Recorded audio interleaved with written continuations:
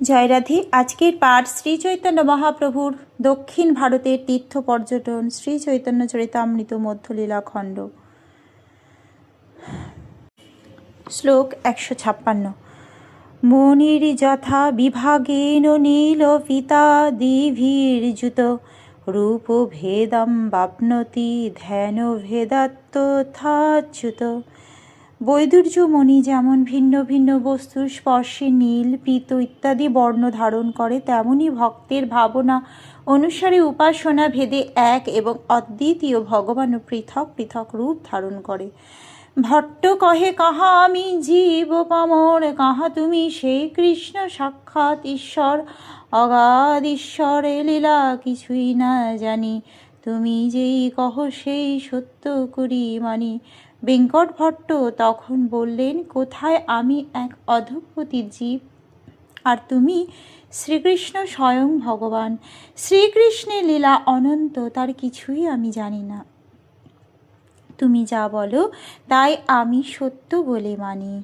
এইভাবেই ভগবত তত্ত্ব জানতে হয়। ভগবদ্গীতা শোনার পর অর্জুনও প্রায় এভাবেই বলেছিলেন, সর্বমেতদ্ঋতং মন্যে জন্মং বদসি কেশব ন হিতে ভগবান ব্যক্তিং বিদুর্দেবা ন দানবা। হে কৃষ্ণ, তুমি যা বলেছ তা সবই আমি সত্য বলে গ্রহণ করি। দেব অথবা দানব কেউই তোমাকে যথাযথভাবে জানে না। বেঙ্কট ভট্ট শ্রীচৈতন্য মহাপ্রভুকে অনেকটা এই ধরনের কথাই বলেছেন। আমাদের যুক্তি তর্ক বা পুঁথিগত বিদ্যা দিয়ে পরমেশ্বর ভগবানের লীলার তত্ত্ব হৃদয়ঙ্গম করা সম্ভব নয়।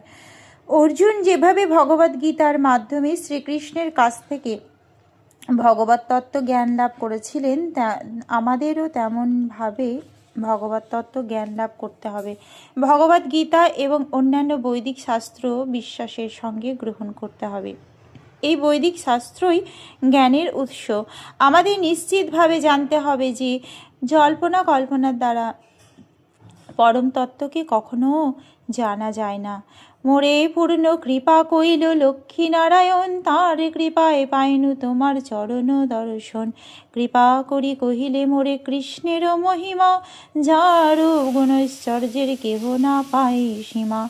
এ বেশি জানিল কৃষ্ণ ভক্তি সর্বোপরি, কৃতার্থ করিলে মোরে কহিলে কৃপা করি। এত বলি ভট্ট পড়িলা প্রভুর চরণে, কৃপা করি প্রভু তারে কইলা আলিঙ্গনে। লক্ষ্মীনারায়ণ আমাকে পূর্ণরূপে কৃপা করেছেন, তাদের কৃপার প্রভাবে আমি তোমার শ্রীচরণ কমল দর্শন করতে পেরেছি। কৃপা করে তুমি আমার কাছে শ্রীকৃষ্ণের মহিমা বর্ণনা করেছ, যার রূপ গুণ ঐশ্বর্যের সীমা কেউ খুঁজে পায় না। এখন আমি জানতে পারলাম যে কৃষ্ণ ভক্তি সর্বশ্রেষ্ঠ আরাধনা। সেই তত্ত্ব আমার কাছে প্রকাশ করে তুমি আমাকে কৃতার্থ করলে। এই বলে বেঙ্কট ভট্ট শ্রীচৈতন্য মহাপ্রভু শ্রী পাদপদ্মে পতিত হলেন এবং শ্রীচৈতন্য মহাপ্রভু কৃপা করে তাকে আলিঙ্গন করলেন। চাতুর্মাস পূর্ণ হইল, ভট্ট আজ্ঞা লইয়া দক্ষিণ চলিলা প্রভু শ্রীরঙ্গ দেখিয়া। সঙ্গীতে চলিলা ভট্ট না যায় ভবনে, তারে বিদায় দিলা প্রভু অনেক যতনে। প্রভুর বিয়োগে ভট্ট হইল অচেতন, এই রঙ্গলীলা করে সচির নন্দন। ঋষভ পর্বতে চলি আইলা গৌরী ঘড়ি, নারায়ণ দেখিলা তাহা নতি স্তুতি করি।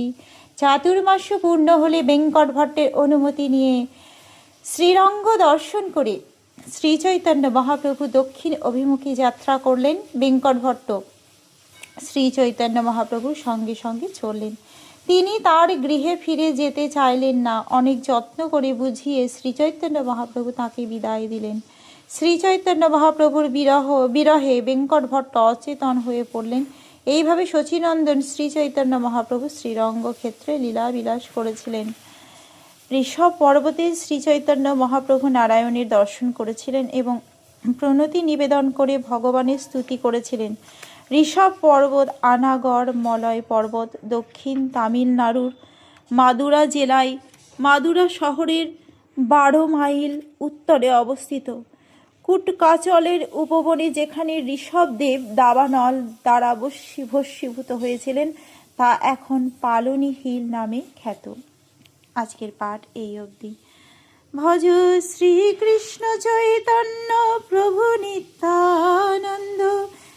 অদ্বৈত গদাধর শ্রীবাসাদি গৌর ভক্ত বৃন্দ। হরে কৃষ্ণ কৃষ্ণ কৃষ্ণ হরে হরে, হরে রাম রাম রাম হরে হরে। জয় রাধে জয় রাধে, জয় রাধে জয় রাধে। জয় রাধে।